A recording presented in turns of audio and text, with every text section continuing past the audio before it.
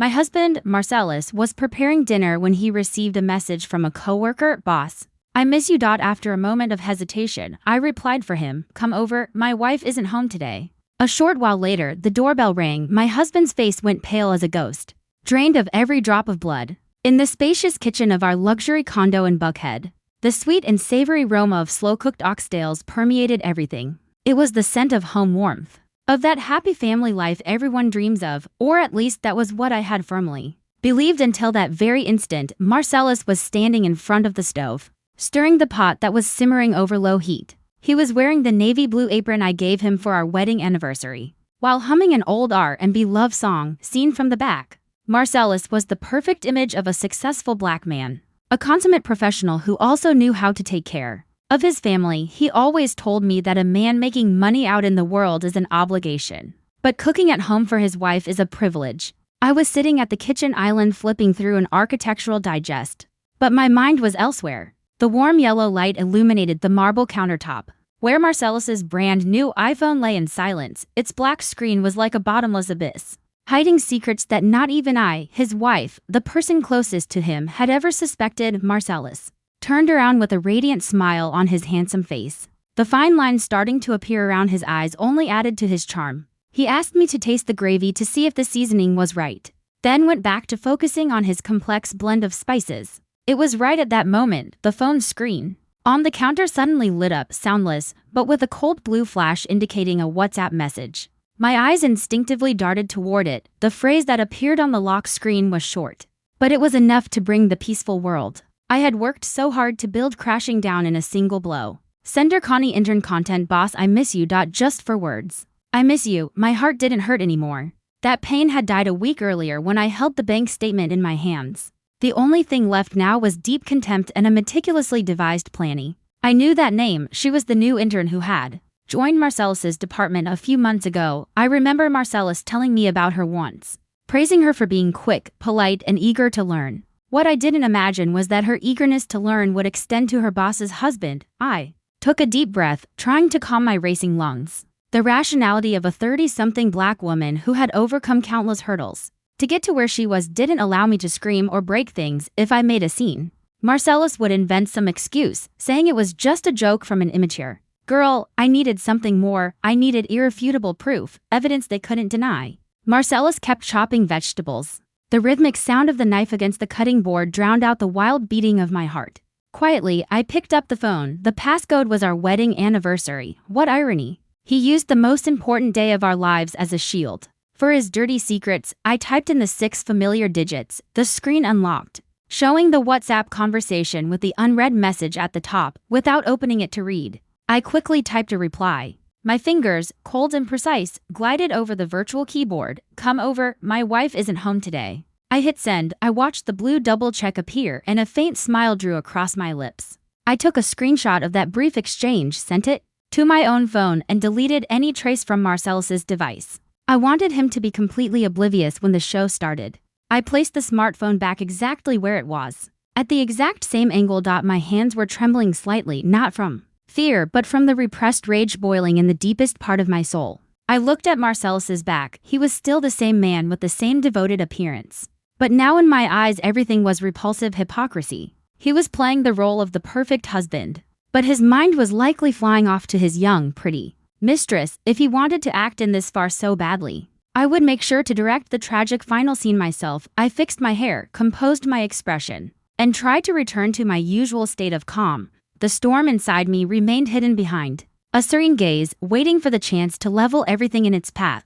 This was going to be a very long night. Marcellus served the steaming oxtails in a large serving dish and placed it in the center of the table. The intense aroma of allspice, thyme, and beef spread through the dining room. With a cloth, he meticulously wiped away even the smallest splash on the rim of the plate. Yesterday that delicacy would have moved me to the point of hugging him. Today, however, looking at that stew was like looking at poison coated in sugar. He served me a plate full of white rice and, picking the most appetizing piece of meat, placed it on top. With a warm, deep voice he said, "Eat while it's hot, baby." I cooked the meat until it falls off the bone. He even bragged about going to 3 different markets to find the best cuts, just to take care of me the way I deserved. I accepted the plate from my husband's hands, making a superhuman effort to keep them from shaking.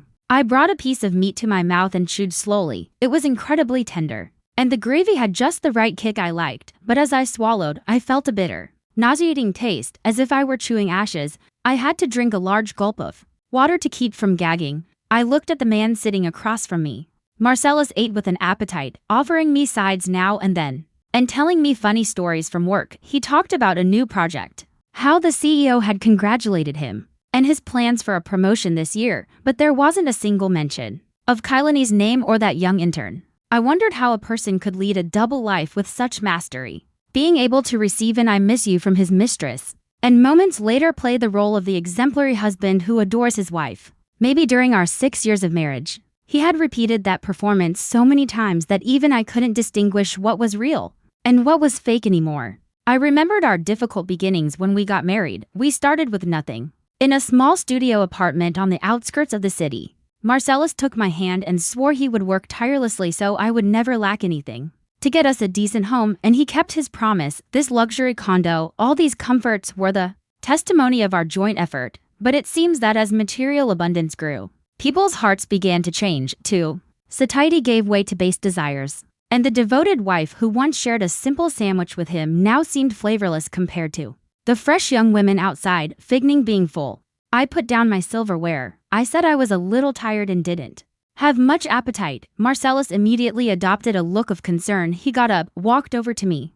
and put his hand on my forehead to check if I had a fever. His hand was warm, but as soon as it touched my skin, I felt a chill that soaked me to the bone. I turned my head slightly to dodge his hypocritical touch, excusing myself to get a glass of water. I glanced sideways at the clock on the wall. The short hand was approaching 7 and the long one 12. Time was passing with mocking slowness. From her office or her student apartment, it would take between 30 and 45 minutes to get here. I wasn't going to let this golden opportunity slip by. My wife isn't home today. That spell was more powerful than any invitation. When I returned to the table, Marcellus was clearing the plates. He told me to go to the living room and rest, that he would handle the cleanup. The image of my husband rolling up his sleeves to wash dishes, which I used to brag about to my girlfriends, now seemed like just another scene in his disgusting theater. I sat on the sofa and picked up the TV remote, but I didn't turn it on. My gaze was fixed on the front door, and my ears were tuned to any sound from the hallway.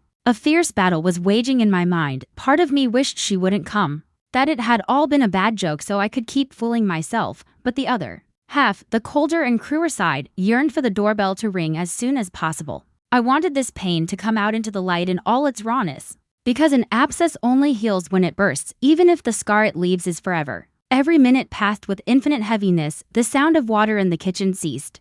Marcellus came out drying his hands with a towel and asked if I wanted some fruit for dessert. I shook my head and sketched a faint smile. It was surely a crooked, forced smile, but Marcellus didn't notice. He was too sure of his own perfection. Or maybe he had never cared enough about my mood to notice anything strange in my eyes. The clock struck exactly 8 p.m. The apartment was so silent you could hear the ticking of the second hand. Marcellus sat on the sofa opposite me and started reading the news on his phone. With an expression of total tranquility, he probably thought it would be another peaceful evening with his wife, or maybe he was already planning what message he would send his mistress. As soon as I fell asleep, he didn't have the slightest clue that the storm was about to break right at his doorstep. Ding dong, the sound of the doorbell broke the silence. It wasn't a loud sound, but in that space, it resonated like the gunshot announcing the start of a war. Marcellus lifted his head, startled. In his eyes, there was surprise mixed with a pinch of confusion. He looked at the clock, then the door, and muttered, "Who could that be at this hour?" Then he looked at me as if I had the answer. I remained motionless on the sofa, maintaining an almost icy composure. "Stay seated," I told him. "I'll get it." My voice was soft but firm, leaving him no room to move. I stood up and walked slowly toward the door. Every step on the hardwood floor sounded heavy, like the hammer blows driving the final nails into a coffin. My heart was pounding hard, not from fear, but with the strange excitement of a hunter about to trap their prey. I took a deep breath, fixed my posture, and put my hand on the knob. I turned the lock and opened the heavy wooden door. In front of me stood a young black woman of petite build, well made up, but with a face that hadn't yet lost its childish air. She was wearing a tight dress that highlighted her young figure, and in her hands she held a small box with a carefully packaged individual cupcake. The instant she saw me, the flirtatious smile drawing on her lips vanished, giving way to an expression Of pure panic, her eyes went wide as saucers, her pupils contracted in fear, and her face, previously flushed, turned as pale as paper. She froze, and her trembling hands almost dropped the cake box. She expected Marcellus to answer the door. She had surely imagined the scene, jumping into his arms, telling him in a honeyed voice how much she had missed him. But the raw reality that hit her head on was the image of me, the lady of the house, his lawful wife, blocking the entrance. With a gaze sharp as a knife, I said nothing immediately. I simply observed her terrified expression in silence. My silence made the atmosphere turn even more suffocating. Connie stepped back half a pace, moving her lips as if she wanted to say something, but her throat seemed blocked as if someone were strangling her. She looked toward the interior of the condo and then back at me. With the look of a thief caught red-handed, I heard Marcellus's steps behind me. "Who is it, babe? Why are you taking so long?" he asked. His voice plunged Connie into even greater confusion. She looked around as if seeking an escape route. But I wasn't going to let my prey get away that easily. I smiled. It was probably a smile more terrifying than weeping, and then I spoke. My voice was loud and clear enough for both the person inside and the one outside to hear. Loaded with cold authority. "Hello, Connie, are you here to see my husband?" My question was like a bucket of ice water for Connie and simultaneously a shock for Marcellus, who was approaching. I saw Connie shudder. She realized she had fallen into a trap. But there was no turning back now. The door was open. The show had officially begun. Connie was shrinking like a little bird that had accidentally fallen into an eagle's nest. She squeezed the cake box so hard her knuckles turned white, stammering. She barely managed to articulate a few words to justify her untimely appearance at those hours. She said she had heard Marcellus was sick, and since she was passing by the neighborhood, she decided to bring him a cupcake, hoping he'd recover soon so he could keep teaching her. The intern, a lie so clumsy it was pathetic. I knew perfectly well that Marcellus wasn't sick, and that this gated community was so tucked away it was impossible to pass by. Unless you came on purpose, but I didn't correct her. The fun of the cat and mouse game consists of not killing the mouse immediately, but playing with it until it exhausts itself from pure terror. Maintaining a faint smile, I fixed my gaze on her face, which was changing color by the moment. Seeing that Connie was trying to turn round to flee, I said with a voice cold as ice, "If you take a single step out of this hallway, tomorrow the entire company and your parents back down in the country will receive the photos and messages of you too. Come inside, let's talk calmly, and I'll let you keep a shred of dignity." Connie stood rooted to the spot, trembling. She followed me reluctantly inside. I told her that since she was here, she could take the chance to see the house, that the vibe was very cozy. I emphasized that I wanted to formally introduce her to my husband. I elongated the word husband on purpose, as if stamping a seal of ownership on the man frozen behind me.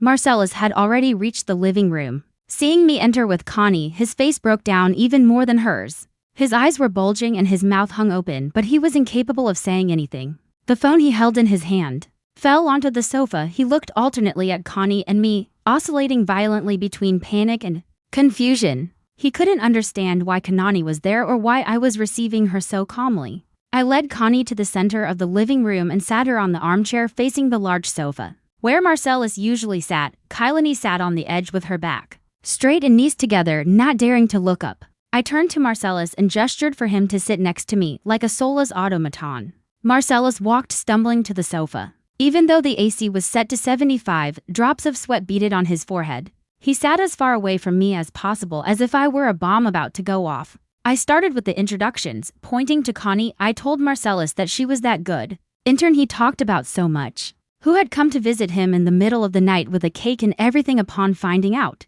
her boss was sick. Then I introduced Marcellus to Kiani, saying he was the most exemplary husband in the world, a man who had never disappointed me. Each of my praises was like a needle sticking into Marcellus's skin. I saw him shrink. I noticed Connie shooting a pleading look at Marcellus. She expected a word from him, an excuse, a reassuring gesture to save her from this situation. But the only thing she received was cowardly evasion. Marcellus kept his head down, fiddling with the hem of his shirt, not daring to utter a word. His cowardice did nothing but increase my contempt. And probably even Kailani started to feel a pang of disappointment. The man who seemed so admirable and authoritative in the office had turned, upon being discovered in his infidelity, into a pathetic little man who feared his wife more than a lion. I stood up, saying I was going to offer our guests something to drink. I asked Connie what she fancied, orange juice, water, or some hot tea? With a barely audible voice, she replied that water would be fine. I smiled and headed to the kitchen. The living room was plunged into a tomb-like silence. I knew as soon as I disappeared, those two would exchange panicked looks. But they wouldn't dare speak for fear I'd hear them, and that was exactly what I wanted.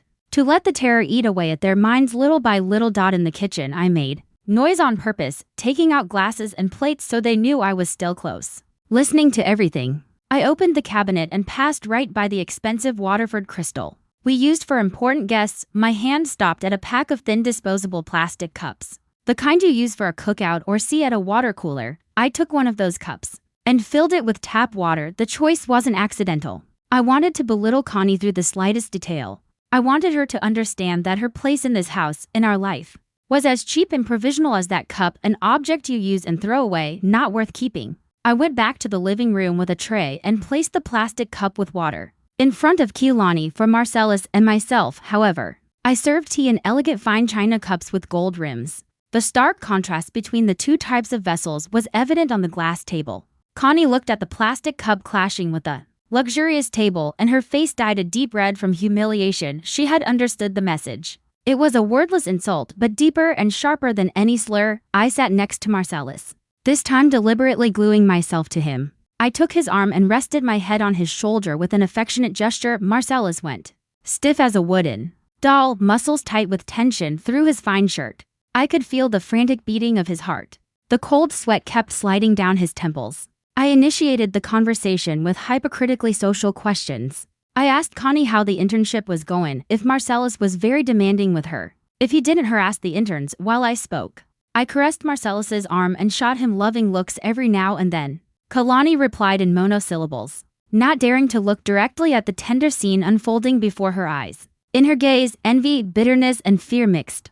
She was witnessing how the man she coveted belonged legally and completely to another woman. The sweet promises Marcellus must have whispered to her when they were alone became insignificant before this crushing reality. The air in the room was so thick it was hard to breathe. Not even the soft hum of the central air could dissipate the suffocating atmosphere. I felt like I was witnessing a tragic silent play where every actor strove to fulfill their role, with the difference that only I had the script and knew the ending. Suddenly, I changed the subject and turned to Marcellus with an excited voice. I brought up our vacation plans to St. Lucia for next month. I described an idyllic future with enthusiasm: the blue sea, the white sand, the romantic candlelight dinners. I added that we were looking at a lake house in the Blue Ridge Mountains to spend weekends growing our own garden and fishing, and that we were already planning how to take care of our parents in their old age. Each of my words was a dagger stabbing into Connie's heart. She would realize she was completely excluded from Marcellus's life, the future plans, the assets, the long-term projects, all of that belonged to us as a couple in that picture. There was no room for her. She was just a passing whim, a temporary pleasure for Marcellis. Marcellus remained sitting in sepulchral silence, neither confirming nor denying anything. He seemed to be sitting on hot coals, wishing the psychological torture would end as soon as possible, but I wasn't going to let him go that easily. I wanted to brand this horrible night into both their memories so they'd feel a shiver every time they remembered it. I turned to Connie and with a smile threw her a seemingly innocent question, but one loaded with meaning. Connie, as young and pretty as you are, I'm sure you have plenty of men chasing you. Me, on the other hand, I'm getting older. I have to hold on to this man so he doesn't get away. I'm scared someone might steal him in a careless moment. They say nowadays there are a lot of thirsty side chicks popping up like mushrooms after the rain. Right? Connie started and lowered her head abruptly. She clenched her fist so hard her fingertips turned white. She knew perfectly well who I was referring to. The term thirsty side chicks, though pronounced lightly, was sharp as a razor and severed the last shred of her pride. The words resonated in the air, making the atmosphere even more uncomfortable. Connie didn't dare answer my question. She mumbled something unintelligible and avoided my inquisitive gaze. I could see her fragile shoulders shaking violently despite her efforts to contain herself. The confidence and flirtatiousness with which she had arrived at my house had disappeared completely, leaving only the image of a sinner awaiting judgment. But I wasn't going to let them escape that easily. I turned to Marcellus and squeezed his arm a little tighter. My nails dug slightly into his skin through the shirt, reminding him of my powerful presence. I looked at my husband and, changing my voice to a honeyed tone but maintaining a gaze sharp as a knife, I asked him about the lake house in Blue Ridge that we had gone to see last week. I spoke loudly and clearly, ensuring Connie heard everything. I reminded him that our parents had loved the land, that it had good energy, And being near the river, it was very cool. I emphasized that my parents had promised to contribute $15,000 for the renovation as a gift for their future grandchildren. At the mention of children, I felt Marcellus's body tense up. It was his weakest point. We had been married for 6 years, but had postponed having kids until we reached financial stability, and now, when everything was ready, I discovered this betrayal. But I brought up the topic of children on purpose. I knew it was the strongest anchor, the family and social legitimacy that a passing mistress like Connie could never give him. I described with enthusiasm a happy family full of children's laughter. I said, next year was perfect to try for a baby, that at our age, it was the ideal time. And I hoped it would be a boy. Then I turned to Connie and asked if she didn't think it was a wonderful plan. At the direct question, Connie jumped and the teaspoon she was holding dropped from her hands. The clinking of metal against the porcelain saucer rang sharp in the silence. She rushed to pick it up and with a flushed face, she stammered, It's a great plan. I'm sure you'll be very happy. How ironic that forced blessing sounded from the rival's lips. I knew inside she was screaming, consumed by envy. She had come here hoping to make a space for herself in our life, but the only thing she had found was a firm declaration of a future where there was no room for her. The big assets, the solid family ties, the long-term plans. All of it formed an impregnable wall protecting this marriage, a wall that someone like her, with nothing to offer, could never tear down.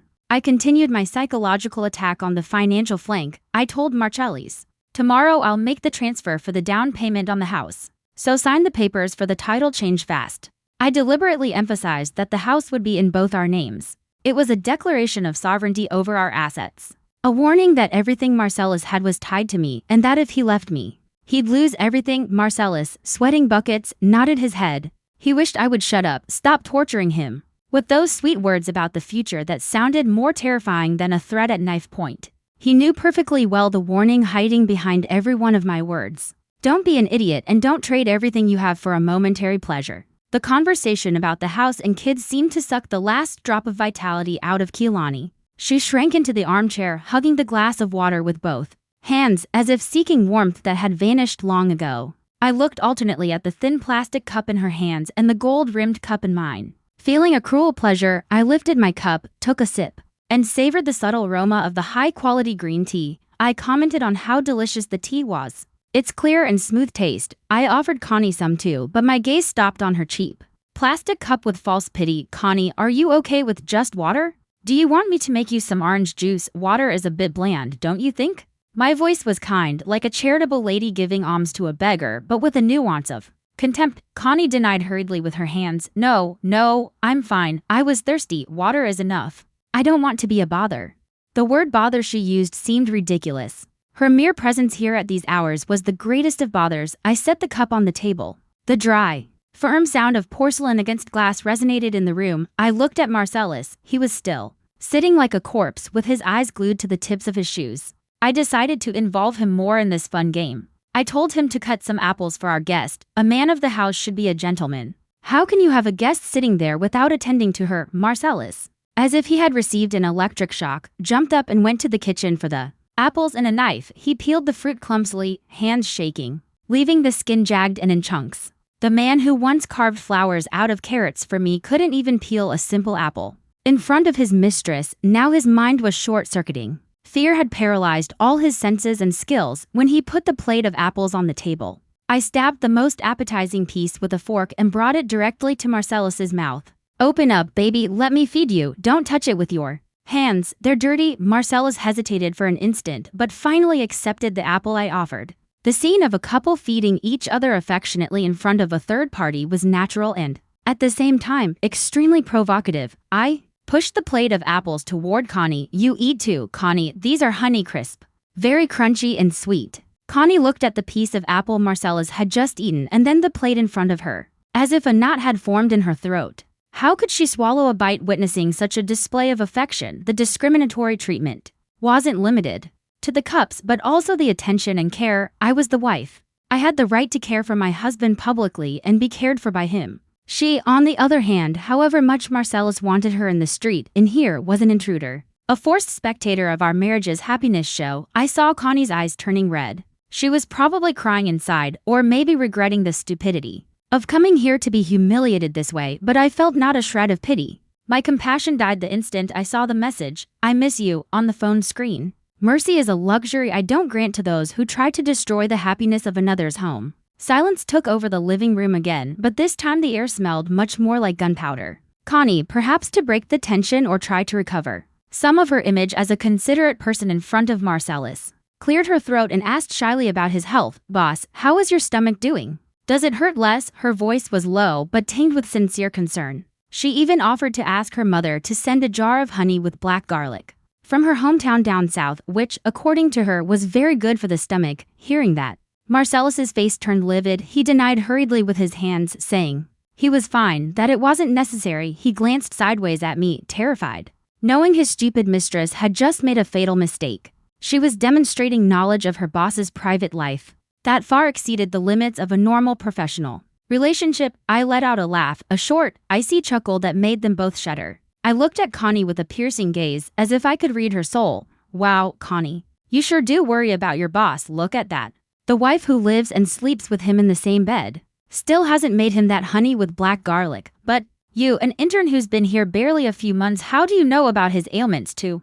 I deliberately elongated the words "lives and sleeps with him in the same bed" to remind Connie of her place. I gave no truce and kept attacking. "Does Marcellus complain about his pains in the office in front of you? Or do you see each other alone so often that you know even the details of his diet?" Connie was left speechless. Her face went from red to purple. She stammered that she had simply seen him in the office touching his stomach with a grimace of pain, and had asked out of pure assumption, a pitiful excuse. I knew Marcellus's stomach issues were chronic. To not damage his image as a strong leader, he rarely showed signs of weakness in public. He only did it when he was alone with someone he trusted. I shot Marcellus a withering look. "And you? Why do you go around worrying your employees at work? Next time, if you feel bad, tell me. Your wife? Don't make other people worry and bring you medicine. They're going to think your wife doesn't take care of you. The other day, you told me you were running late because of a dinner with clients. And your stomach hurt. I see now what kind of dinner with clients that was." At my hint, Marcellus lowered his head and said nothing. He knew perfectly well what I was referring to. The night he used the work dinner excuse, he had actually dined with Connie and probably, to gain the young girl's sympathy, had complained about his pains. I had just uncovered the hypocrisy of a coworker's concern and exposed the raw truth of their ambiguous relationship. Her excessive interest was proof she had crossed the line, and I, as the wife, had every right to question and unmask that hypocrisy right here in my own house. The clock on the wall marked 9 p.m. The cat and mouse game had reached its climax. I felt it was time to deliver the coup de grace, a blow that would destroy the intruder's morale completely and serve as a final warning to my traitorous husband. I slowly took my phone out of my pocket and left it on the table. I slid my finger across the screen, pretending to check a message, and then sighed on purpose. The world is so complicated these days. The news talks about nothing but infidelity and scandals. My girlfriends tell me young girls these days are very bold. They send messages to other women's husbands as if they were their girlfriends.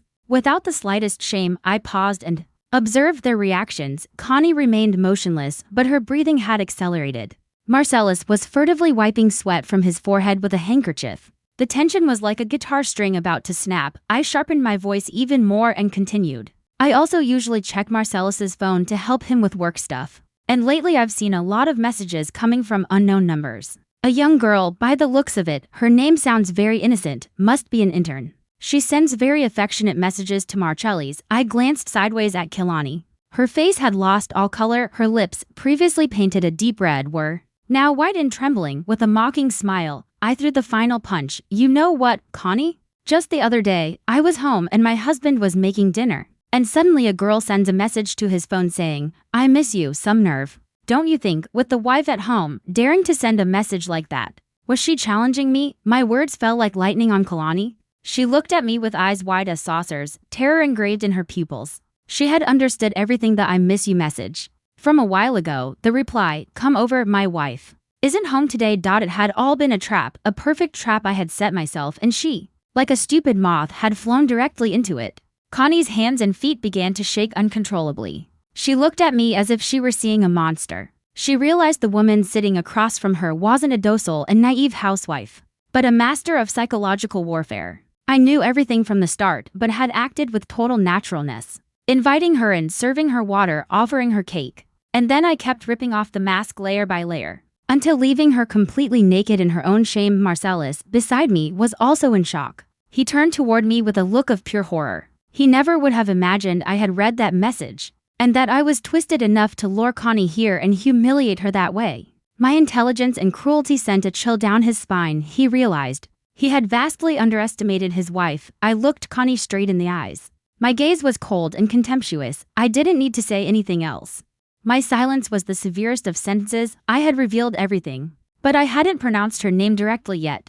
I wanted to see if she had a minimum of dignity left to withdraw on her own. It was the last act of mercy I would grant her before she left this house. Connie couldn't take it anymore. The invisible pressure emanating from me, Marcellus's cowardice, and the cruel truth that had just been revealed crushed her will. Every second must have been torture for her. As if she were sitting in an electric chair, she hurriedly grabbed the purse she had left beside her. In her haste, the bag hit the chair with a dull thud. She jumped up, but her legs wobbled and she almost fell without daring to look me in the face.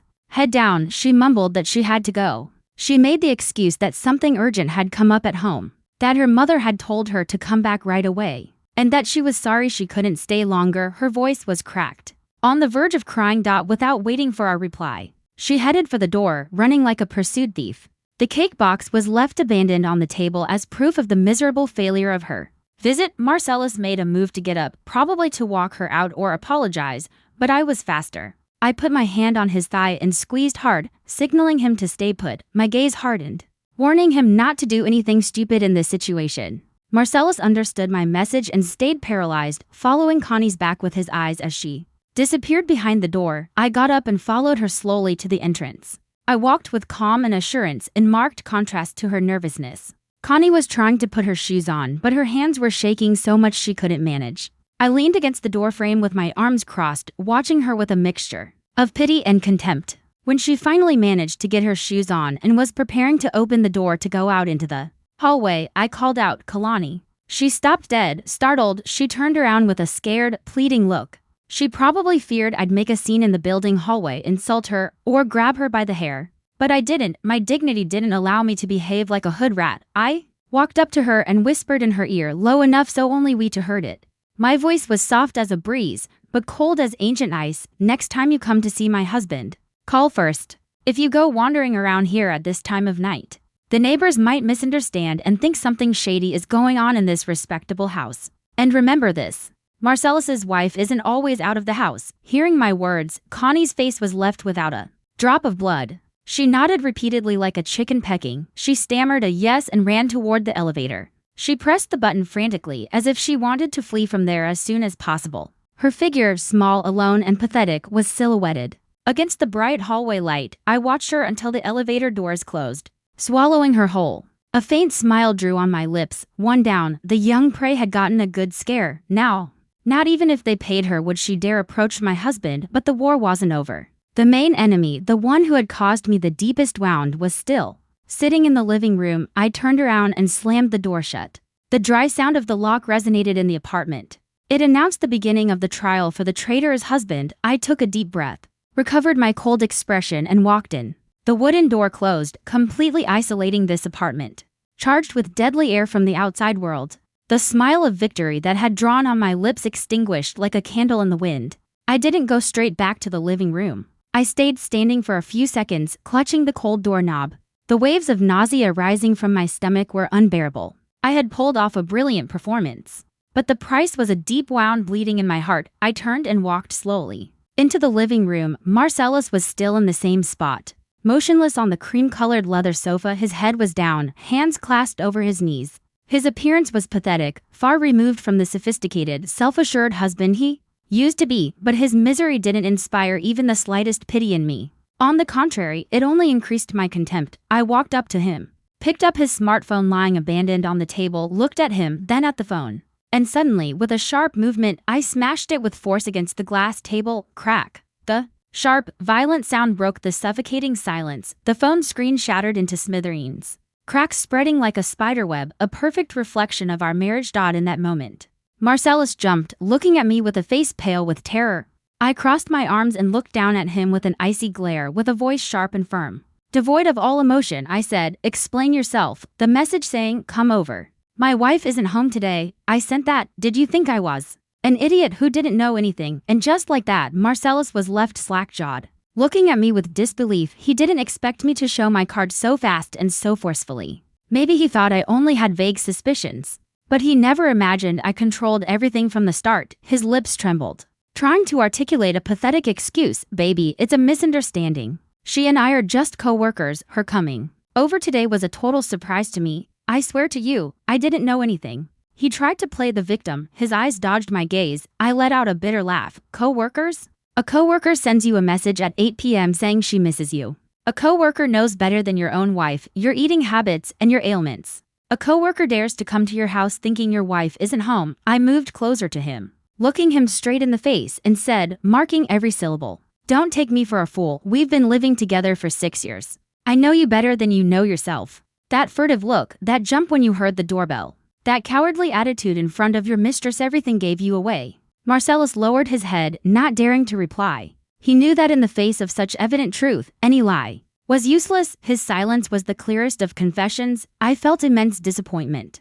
The man I had loved and trusted blindly was nothing more than a dirty liar, a coward, incapable of taking responsibility for his actions. Marcellus's silence threw more wood on the fire of my anger. I didn't need his empty apologies. I wanted him to face the raw truth he had tried so hard to hide. I went to my purse, which was on a cabinet, and pulled out a stack of papers I had prepared that very afternoon. They were the proofs I had been gathering in secret for the last week since I started suspecting.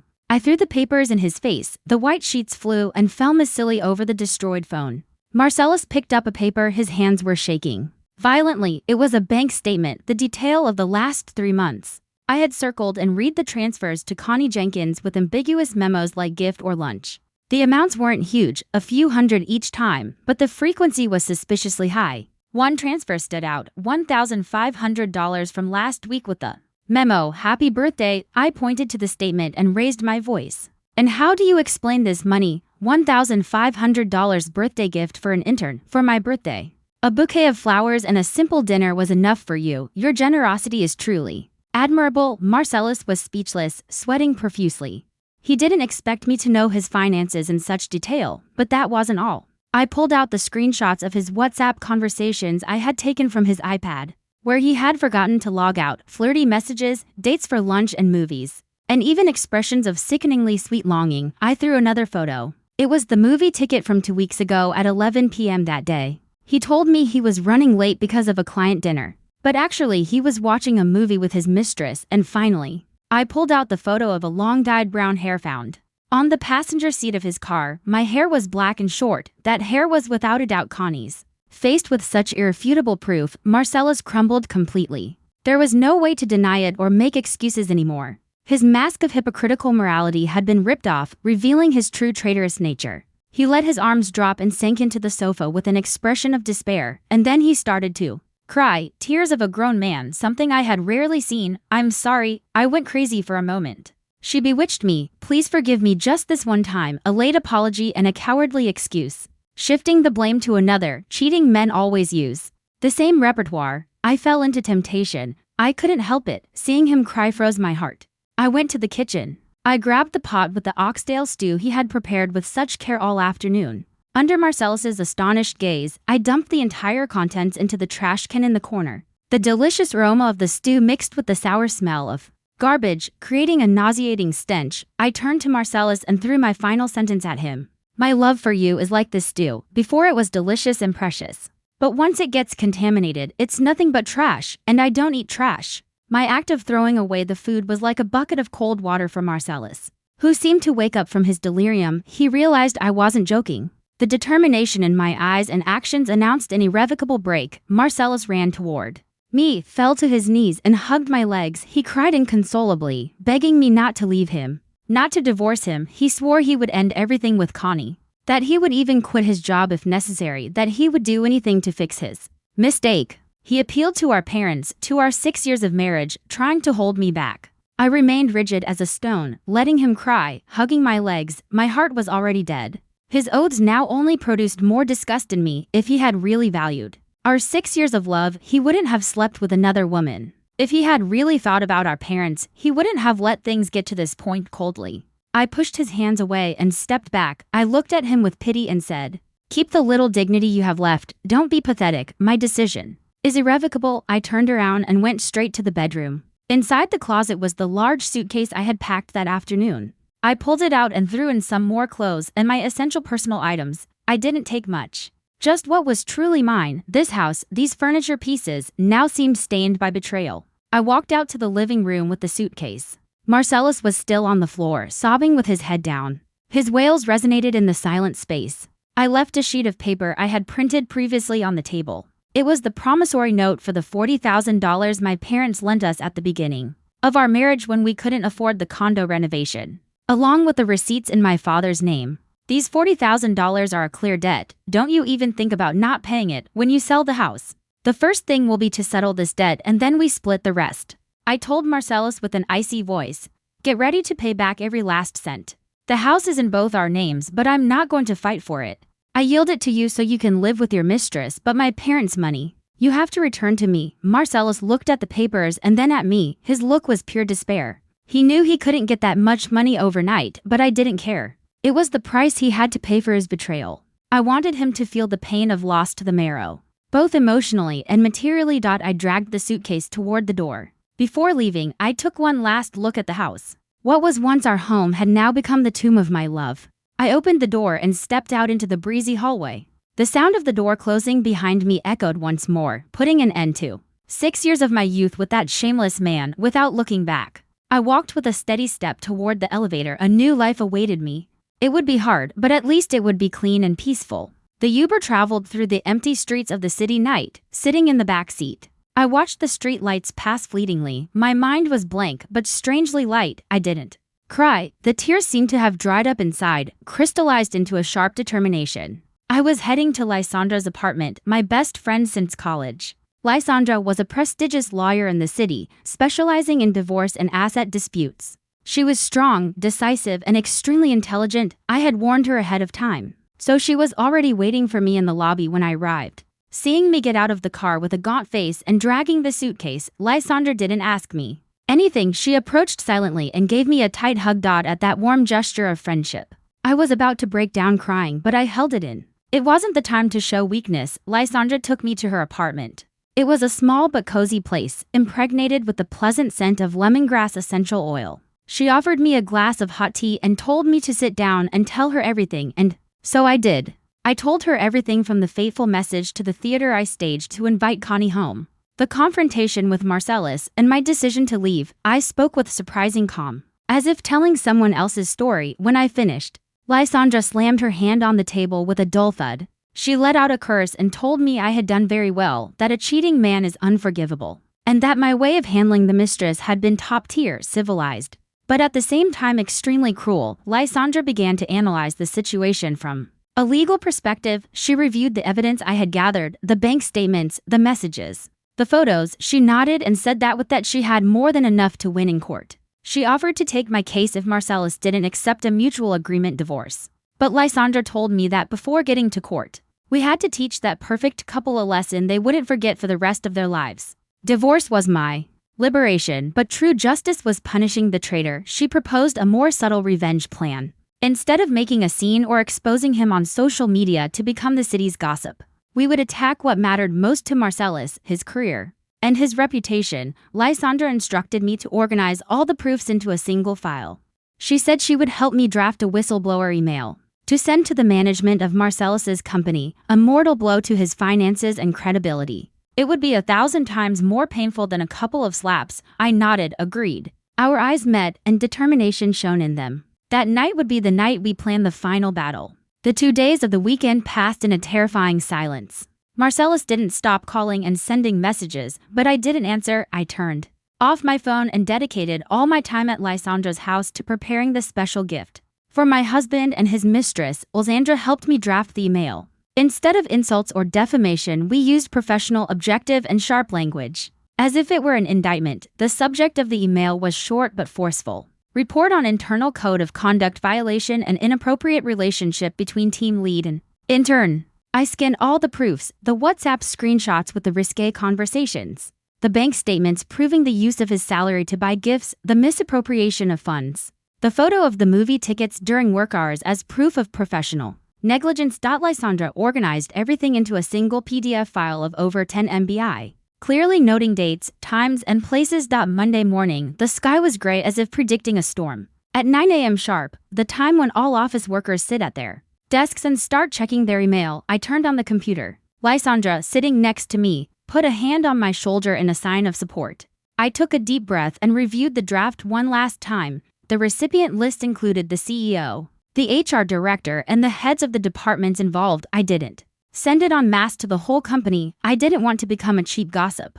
I only sent it to the people with the power to decide Marcellus and Connie's fate.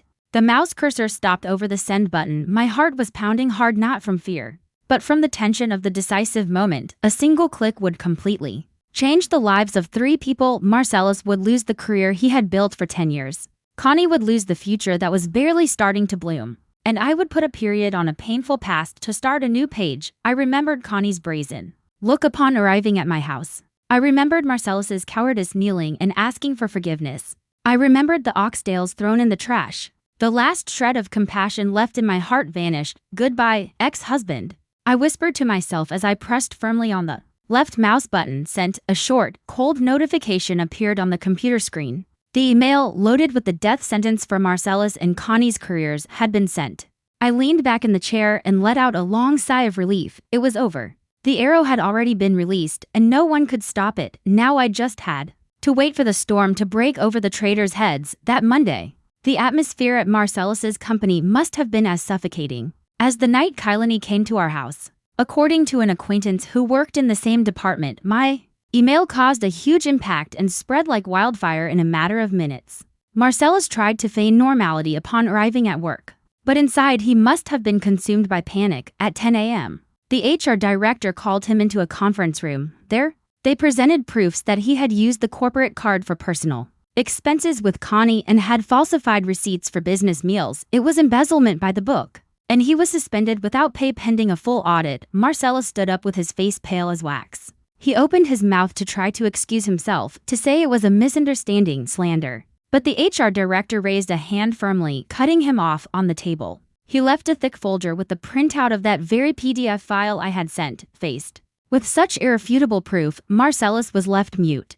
2 security guards approached and asked him to gather his personal items and leave the office immediately. Everyone was stunned to see how the man, who until then was a respected team lead, was escorted out of the company like a criminal. Marcellus walked in silence, head down. Amidst the murmurs of people watching him, that public humiliation would mark his career with an indelible stain. I, from Lysandra's house, received the news by phone without feeling the slightest emotion. I didn't laugh with satisfaction, nor did I feel pity. It was the price of betrayal. When he trampled on our marriage and chased his desires, he himself had signed the death warrant of his career. 3 days later, his termination was made official. The reason, communicated in an internal memo, was serious violation of professional ethics and damage to the company's image and trust.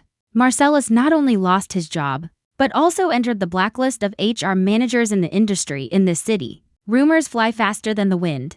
Once your moral reputation is stained, especially by a scandal with a subordinate, the doors to your career close almost completely. The financial consequences didn't take long to arrive. Like a giant wave, Marcellus lost his main source of income. But the bank loans kept coming due punctually. The car note, the condo mortgage, the credit cards, everything became a noose tightening around his neck. Before, thanks to his high salary and my good management, he lived comfortably without looking at prices. Now, just with the monthly bank interest, he was sweating bullets. My phone wouldn't stop ringing. It was Marcellus's number. Seeing the name husband blinking on the screen, I let out a dry laugh and changed his name in my contacts to Marcellus Ruiz. I didn't answer. I let it ring until it cut off, then the messages started arriving. At first, they were pleas asking for forgiveness, asking me to withdraw the report to give him a chance to start over. Since I didn't reply, the tone changed to accusations, calling me cruel and heartless for having ruined his life. I skimmed them and deleted them all.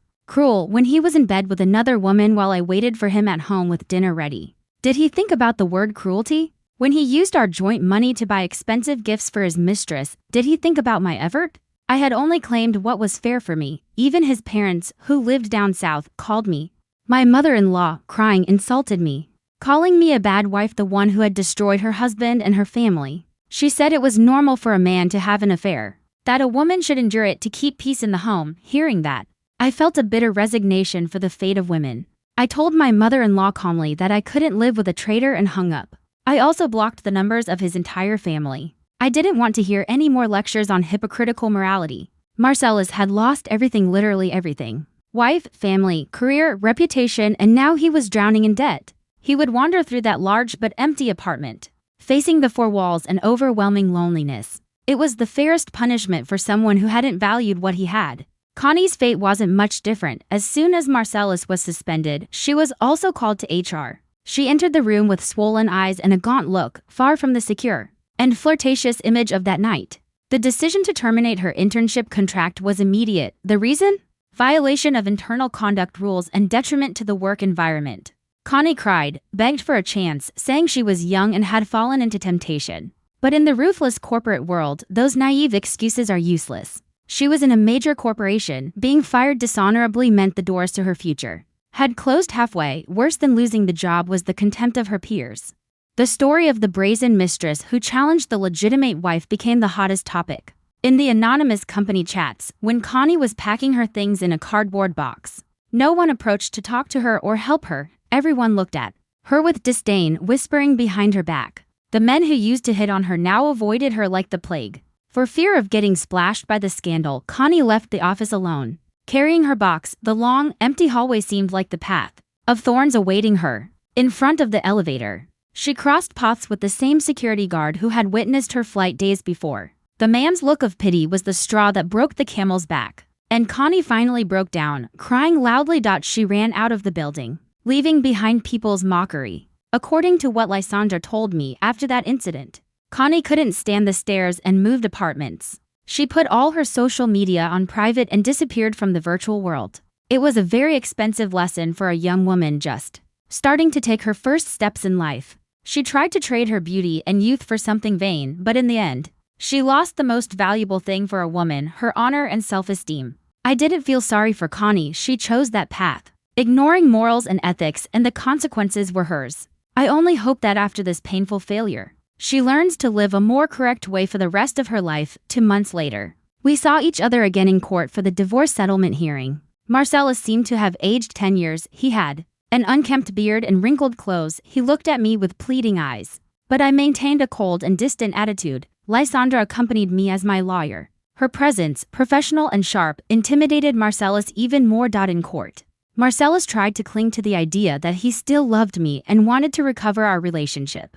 But Lysandra presented the irrefutable proofs of his infidelity, wiping out his weak hope in one stroke. The division of assets was the point of greatest tension. The luxury condo was our biggest asset. Marcellus, out of pride, wanted to keep it. He didn't want to find himself on the street. He proposed paying me my share in monthly installments. I let out a laugh of contempt and shook my head firmly. I wasn't going to allow any financial link to tie me to my ex-husband. Lysandra, in my name, presented my conditions. Either he paid me 50% of the house value in a single lump sum, plus the $40,000 for the renovation my parents contributed, or we sold the house and split the money. He, of course, had to take charge of the entire pending mortgage. Marcellus's face, unemployed and in debt, turned white. Where was he going to get hundreds of thousands of dollars overnight? The bank had already started sending him foreclosure notices for being 3 months behind on the mortgage. In the end, he had no choice but to accept the sale of the house. The apartment, which was once his pride, was put up for sale as an opportunity below market price to get a quick sale after paying off the mortgage, paying me back my share and my parents' $40,000. Marcellus was left with barely any money. He signed the divorce papers with a trembling hand. His crooked signature put the period on 6 years of marriage. He walked out of the courthouse empty-handed, both literally and figuratively, without a house, without a car. He had already sold it to pay debts, without a wife and without a job. He stood alone in the sunny courtyard of the courthouse, watching in silence as I left in a cab. The price was very high, but it was entirely his fault. I received the money from the house sale and the asset division. It was a considerable sum, enough to start a new life. Instead of a big apartment like before, I chose a smaller, cozy condo in a quiet neighborhood full of trees. I decorated my new home to my taste. Gone were the ostentatious, flashy furniture pieces to satisfy Marcellus's vanity. In their place, I put soft beige tones, fresh plants, and a simple solid wood bookshelf. Every corner of the house reflected my personality and transmitted an unusual peace. Tonight, I've invited Lysandra to the housewarming. We are sitting on the balcony with a cool breeze, drinking red wine, and gazing at the illuminated city. Lysandra toasted to my liberation, to having gotten out of that disaster. I smiled and clinked my glass with that of my valuable friend. Without her strength and determination, I probably wouldn't have weathered this storm with such fortitude.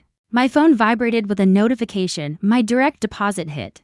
I've been promoted to team lead after successfully leading a major project. The intense work has helped me gradually distance myself from the pain of the past. I opened Facebook and saw a message from a stranger. Her profile picture was a sunflower in full bloom. She was thanking me. Turns out Lysandra had shared my story anonymously on a women's forum to alert others, changing all names and personal details. The woman told me that reading my story had given her the courage to leave her husband, who had been mistreating her and cheating on her for years. Reading the message, I felt a strange warmth in my heart. My pain hadn't been entirely useless. It had become motivation and a lesson for other women navigating a sea of suffering. I took a deep breath, enjoying the fresh air of the autumn night.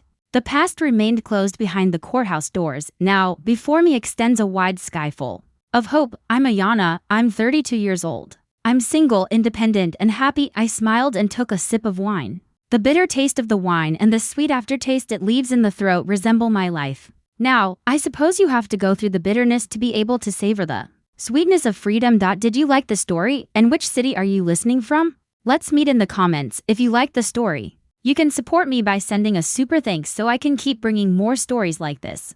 Thank you so much for your sweet support. I'm looking forward to your comments on the story. On the screen, you can see 2 new life stories that I highly recommend. There's so much more on my channel. Don't forget to subscribe. See you in the next life story. With love and respect.